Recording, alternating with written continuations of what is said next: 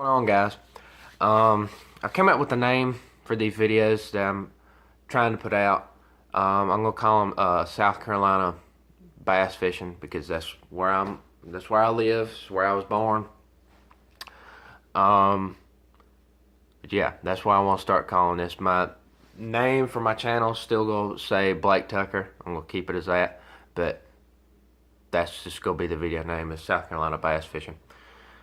Just want to talk a little bit. I just got a little bit of time here to talk about some colors that I like to use for my bass fishing.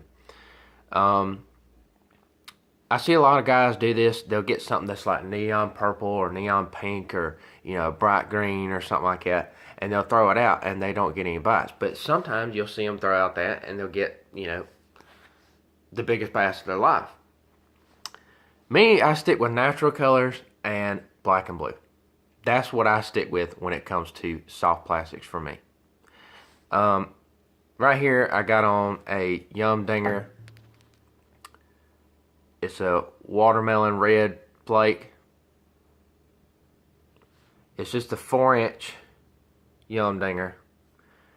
The reason why I have a 4-inch on is because yesterday's video where I caught that baby bass, there was a lot of just small bluegills, roaming around.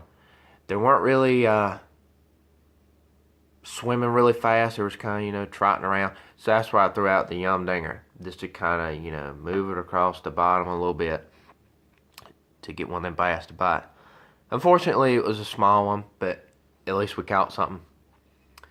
I stick with these type of colors and black and blue, June bug, colors like that. They just have worked best for me in the past. I look at it as, yes, you'll see on TV or YouTube a lot of bass fishermen, fishing with a lot of lures. And there's nothing wrong with that. But for me, I just like to keep it simple. I like to keep my confidence baits where I can grab them. I don't want to throw, a big swim bait or a big old jig if I'm more confident in something else in this body of water that I'm fishing.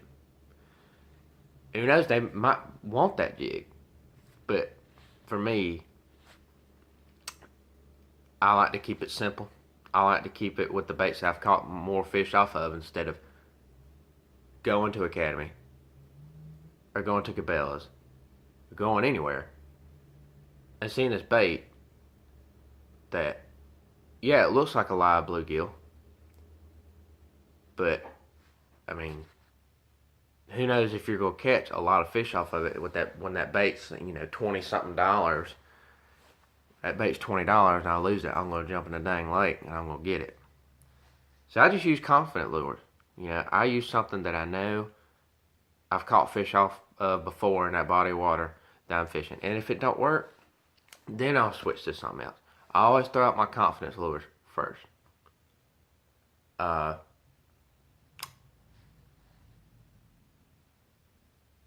do fish with crankbaits.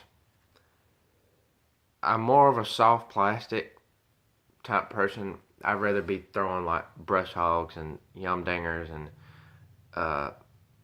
baits like that, because where I live at, there's just so many lakes and ponds. It's just filled with structure that you couldn't get a crankbait in there. It's more just a soft plastic, maybe even using a frog type ponds and lakes where I fish at. But when I do use crankbaits, I like to use rattle traps. Those are my favorite ones. They're loud. They got a lot of movement to them. You can get them small. You can get them big. What's there not to like? I know a lot of people may not like them, but I really like them. I like the ones, silver with a blue top. I know everybody's probably used one, and everybody's probably watching this video has probably caught a fish off that color. Bass love that color. They just cannot stand it. But when I'm not seeing really any shads around, I'm not going to throw that color. I'm going to throw something natural. Throw something that looks like a bluegill when it comes to a rattle trap. Or I'm going to throw, a watermelon red flake 4-inch yum dinger. Not going to throw a 6-inch if I see bluegills. Not going to. That's just me. I'd rather throw a small one and get more bites than having, to wait hours and hours and hours for that big bass to come, when you never know, the big bass will probably eat this too. This reel is a Quantum KVD signature bait caster. Gear ratio is 7.0 to 1. It does have a flip switch on it right there. I love the flip switch. It's on 65-pound braid. I'm pretty sure this is spider wire braid.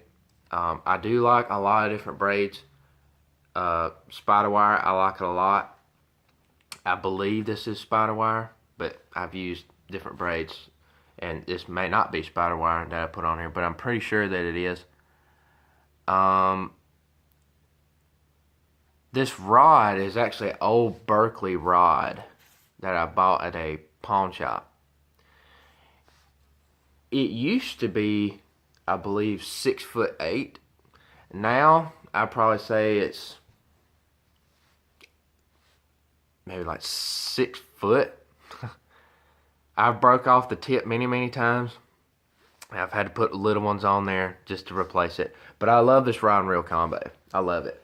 I love it. I felt new rods that if I go to Cabela's or Academy and it feels good, but just something about this combo right here feels so good in my hand.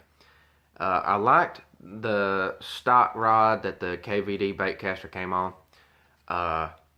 It was the KVD reel and rod combo, but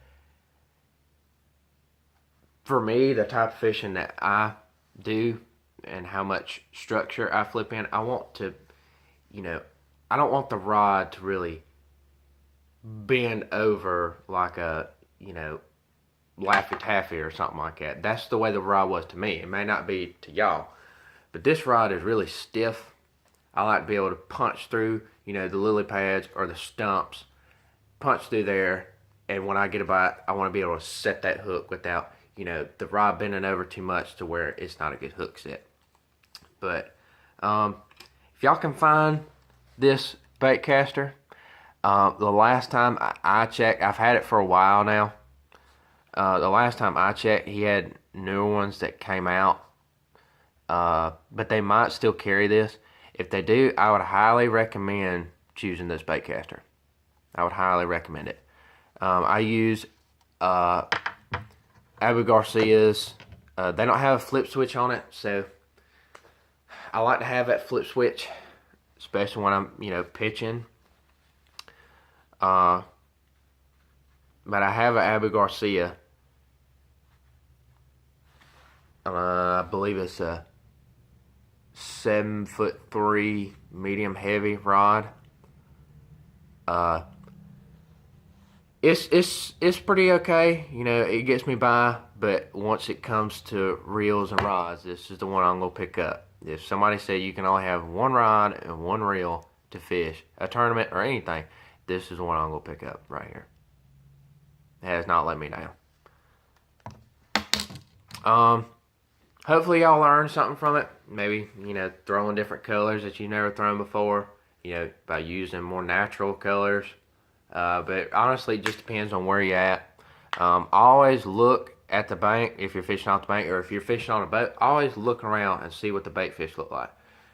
There's no sense in throwing something natural if they're kind of, if they're like a long-eared sunfish and they got like neon blues and pinks and stuff like that on.